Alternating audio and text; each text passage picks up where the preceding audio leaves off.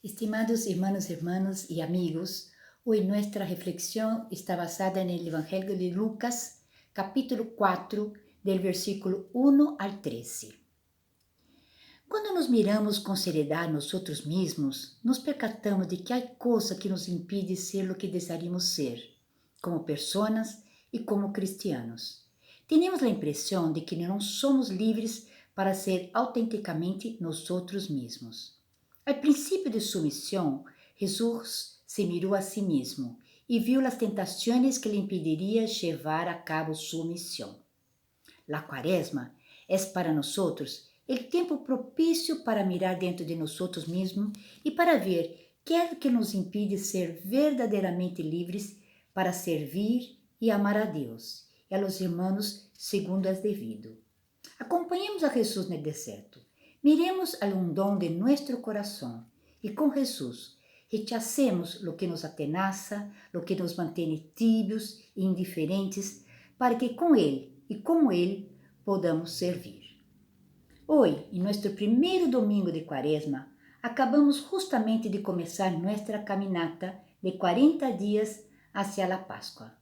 Nosotros somos el pueblo de los 40. El pueblo judío en el Antiguo Testamento necesitó 40 años a través del desierto, a través de pruebas y errores, para crecer como pueblo de Dios, preparado para la tierra prometida.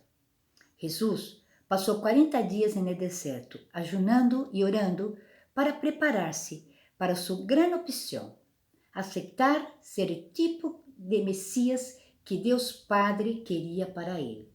Também nós temos hoje 40 dias para adelante para volver a examinar-nos ante Deus, se queremos ser ou se somos o tipo de cristiano que Deus quer que seamos. Miramos com admiração Jesus, agora aqui presente entre nós, para ver se com Ele e com seu poder estamos dispostos a rechazar as tentações que intenta desviar-nos da tarefa e missão que Deus nos ha dado.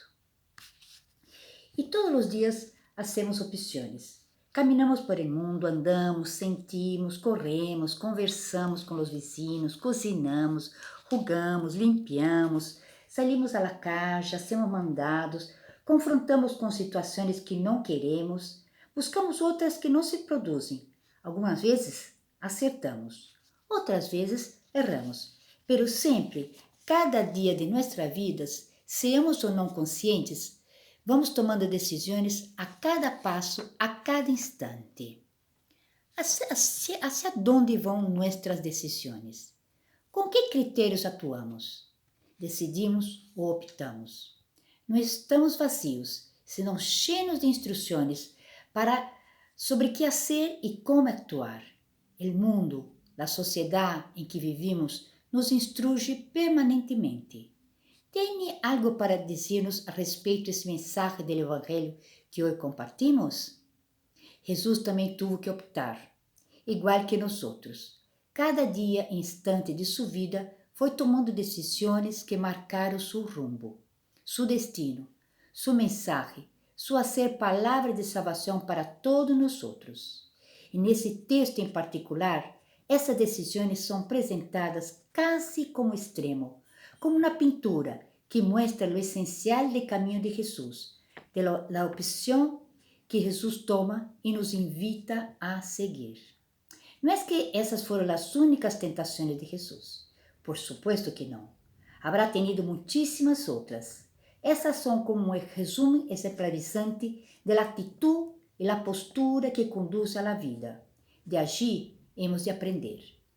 Jesus é levado por el Espírito ao deserto. Notemos, em primeiro lugar, que é o próprio Espírito que o conduz ao deserto, lugar insópito, lugar de prueba, de refúgio para os perseguidos, com hondas reminiscências do processo que o povo de Deus tuvo que viver luego de la salida do Egipto. Assim como o povo de Deus tuvo su bautismo ao cruzar o Mar Rojo e a continuação enfrentou provas ao deserto, Jesus sigue um itinerário parecido. Imediatamente logo de ser bautizado, é conduzido ao deserto, onde será provado. Primeira enseñanza para nosotros. Las pruebas não são algo estranho a nossa prática de fé. Ao contrário, não devemos surpreender se somos provados. Que há de estranho nisso? Jesus mesmo foi provado. Por que nós não haveríamos de serlo? Assim como o passo por el deserto foi uma prueba para Jesus, como lo foi para o pueblo de Israel, também o passo por las pruebas é um passo necessário para nossa fé, para que nossa fé se afiance, se fortaleça, se curta e tome consistência. Nossa fé necessita sentar-se em bases sólidas, materiais firmes, e isso não se logra solo com palavras, se hace vívido em sentires, em vivências, experiência de fé, em meio de tensões, pruebas, sofrimentos, dolores, crises. Não é que tengamos que buscar estas coisas, pero não devemos surpreender se ella nos chega. O exemplo de Jesus é determinante. O rumbo por ele elegido vai inevitavelmente caminho ao conflito com os poderes imperantes, vai caminho à la cruz. A primeira tentação é utilizar seu poder em benefício próprio, sem pensar em nada mais, e é efetuada quando Jesus siente hambre. É isso em um momento de fragilidade, pero sua resposta é surpreendente. Não solo de pan viverá el hombre, senão de toda palavra que sale de la boca de Deus. Essas palavras são hermosas porque nos mostram a integralidade e a complexidade do ser humano e da criação de Deus. Não somos máquinas, nem somos entes etéreos. Somos uma delicada trama de muitas coisas. E assim como necessitamos da comida para sustentar nosso corpo, necessitamos também de outros alimentos. Podemos dizer espirituais, imateriais, pero são em todo caso sumamente sensíveis e necessários. A quantos litros de leite equivale um abraço? Com quantos panes se compara uma oração? E assim, poderíamos fazer muitas perguntas às que nadie poderia contestar. O que sim é certo é que necessitamos de todos os elementos para crescer, sostenernos integralmente. Pero a clave é o rechazo ao egoísmo. Jesus rehúsa utilizar suas possibilidades solo pensando em si mesmo, em sua hambre que se come hasta la hache. A vida está mais allá e há que encontrá-la em la alegria de los encuentros, em las lutas cotidianas, em los projetos conjuntos, em la construção comunitária de um mundo novo, onde se multipliquem os panes e os peces, não por imposição de um solo, senão por opção de muitos. A segunda tentação, de algum modo, resume as outras. A glória, o poder, o domínio sobre todo e todos, seja por el meio que seja, é um tema evidente que Jesus rechaça com força e convicção. Solo a Deus há que adorar, solo a Ele há que servir. É inevitável pensar com quantos isto ha predicado o diabo no mundo, sembrando reinos e governos cheios de corrupção, de vanaglória, de violência, de opressão del hombre por el hombre, del hombre por las empresas, de la mujer por el hombre, de la naturaleza por los intereses, de la vida por el dinero, de la alegría por la furia, del tiempo por el reloj y de la esperanza por la realidad. Pero não há derrota, não há desação suficiente que pueda empañar o brilho da palavra de Deus em Jesucristo.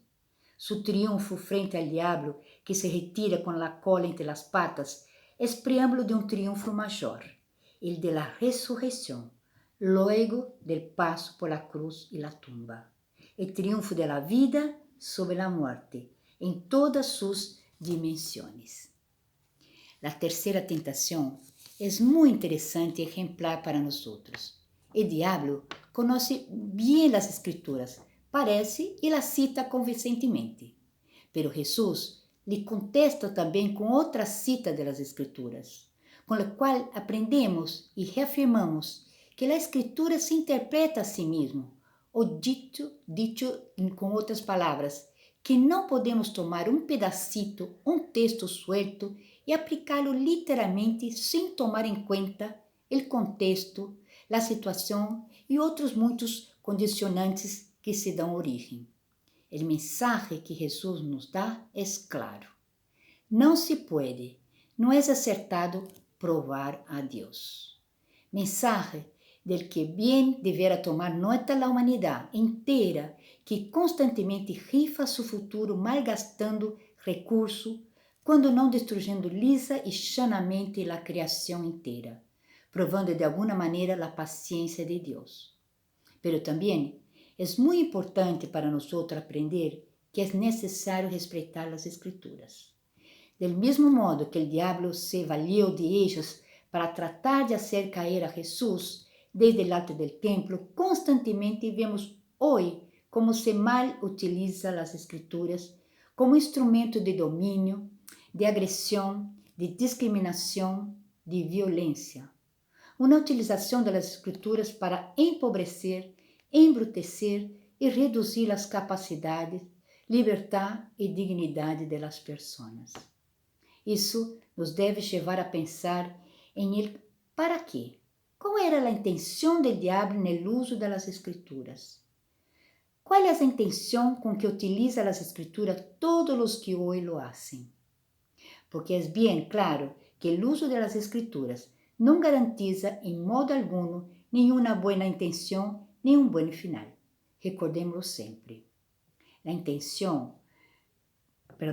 tentação não ha perdido seu poder, senão que continua sendo uma força ativa hoje em dia. Aqueles que estão trabalhando para Cristo, no reino de Deus, podem esperar ser objetivos especiais para as tentações de Satanás. Sin embargo, à medida que resistimos estas tentações, nos volveremos mais e mais fortes para resistir à tentação futura. Quando Abrão passou a prueba, Deus lhe bendijo. Quando Job passou a prueba, Deus lhe bendijo. Agora Deus bendice a Jesus. Há esperança para nós aqui. Quando nos vemos confrontados por dificuldades, recuerde que Deus está esperando com uma bendição. Que hoje podemos ter a segurança que Deus nos derramará sua bendição em nossas vidas, fortalecendo-nos em cada resistência de nossas tentações diárias. Amém.